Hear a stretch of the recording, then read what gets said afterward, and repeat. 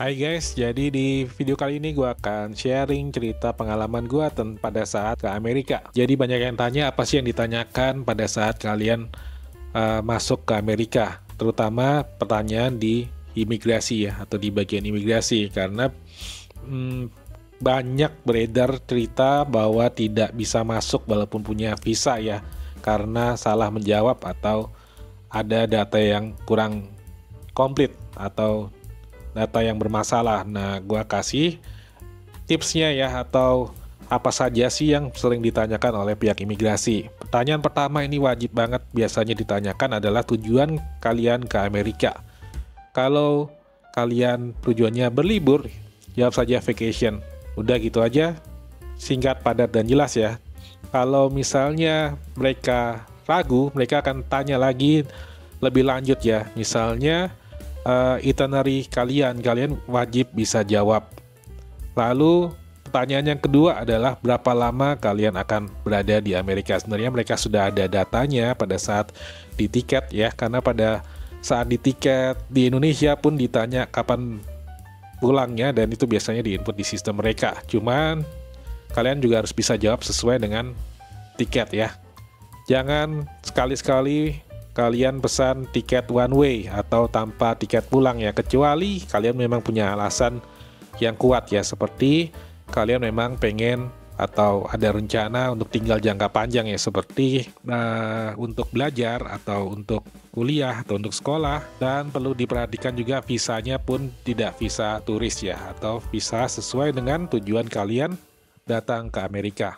Lalu pertanyaan ketiga, tinggal di mana selama di Amerika? Dan ini sangat tricky sekali ya, karena banyak di luar sana gue lihat konten-konten yang menjerumuskan. Kenapa? Karena pada bilang kalau misalnya kalian tinggalnya di keluarga atau sanak saudara, jangan sekali-sekali bilang tinggal di saudara. Kenapa? Karena takut merepotkan dan lain sebagainya. Itu gue kurang setuju ya. Kalian boleh bilang seperti itu jika memang kalian tidak punya saudara, atau memang saudara kalian sedang mencari status yang legal ya. Kalau misalnya teman atau kerabat saudara atau kerabat kalian itu statusnya jelas di sana, kalian lebih baik jujur saja ingin tinggal atau tinggal di saudara. Dan kenapa gue bilang seperti itu? Karena kalau kalian bilangnya nginapnya di hotel, tapi kenyataannya kalian tidak pesan hotel atau pakai dummy hotel, itu sangat fatal sekali.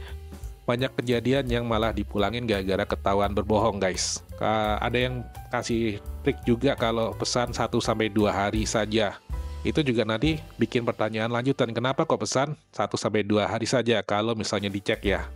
Dan kalau kalian bisa jawab, itu tentu saja tidak ada masalah. Cuman takutnya kalau kalian gugup, itu nanti akan jadi pertanyaan lanjutan dan kalian akan digiring ke ruangan lain guys. Jadi lebih baik jujur di awal, kecuali memang ada faktor-faktor tertentu yang memang kalian tidak bisa sebutkan bahwa ada saudara atau kerabat di Amerika. Cuman kalau misalnya statusnya sudah jelas di sana, itu lebih baik jujur saja ya.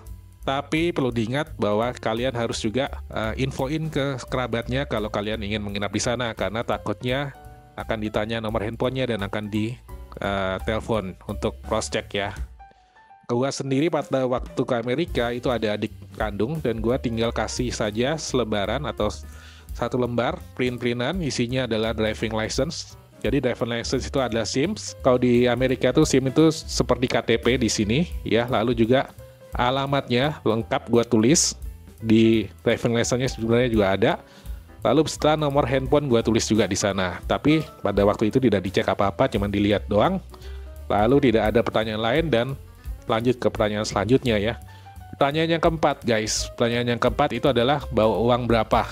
Oke, ini tinggal jujur aja bawa uang berapa. Kalau misalnya dirasa kurang banyak, mereka akan tanya, loh kenapa kok bawa segini, sedangkan kalian mungkin berapa hari di sana atau berapa minggu di sana. Jawab aja belanjanya pakai kartu kredit atau nanti tarik uang di ATM dan lain sebagainya.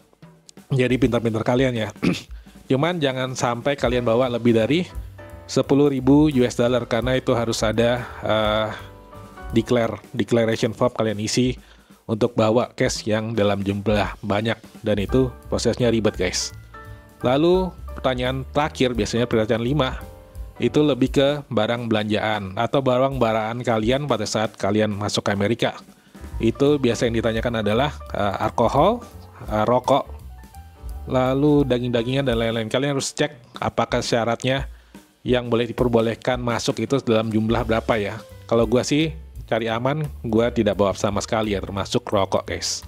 Oke, dari pertanyaan ini, 5 pertanyaan ini yang biasanya akan sering ditanyakan oleh pihak imigrasi ya. Jadi itu 5 pertanyaan yang sering ditanyakan ya guys. Untuk proses imigrasi itu bisa satu grup ya. Kalau misalnya kalian berkeluarga, itu bisa satu keluarga, satu kali interview barengan.